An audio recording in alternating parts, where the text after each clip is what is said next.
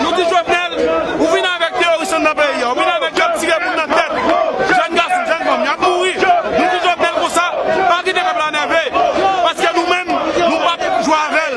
Parce que Jovenel a une capacité pour défendre nous. Jovenel n'a rien pour nous. Jovenel n'a rien pour nous dans le pays. Je dis à Jovenel, qui est pays à marcher. Jovenel, il faut combler.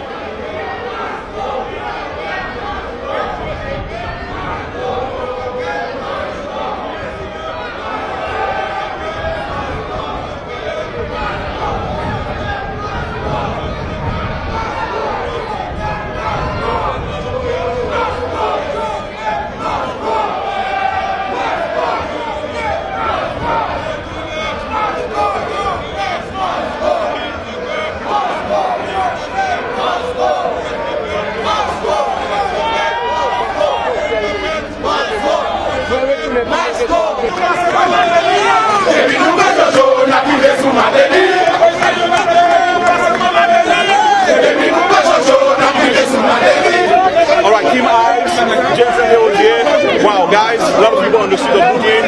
Your first impression of what's going on here? You can see it's an international uprising against Jovenel Moise and his corruption, against the state of Haiti, established by the U.S., OAS, Youn, for the past, we can almost say 33 years since the fall of Plizyè. And people are sick of it, they want to change it. They're talking about a systemic change.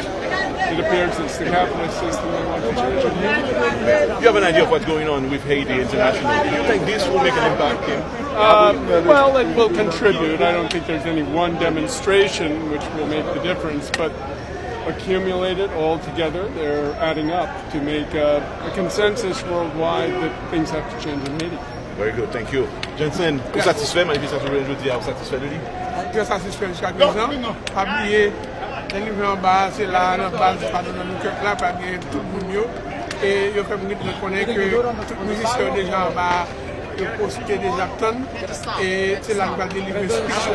Et en pile journaliste international, t'es là, t'es là pour photo. Nous avons souhaité que nous ayons une revendication qui est passée déjà, mais la continuité.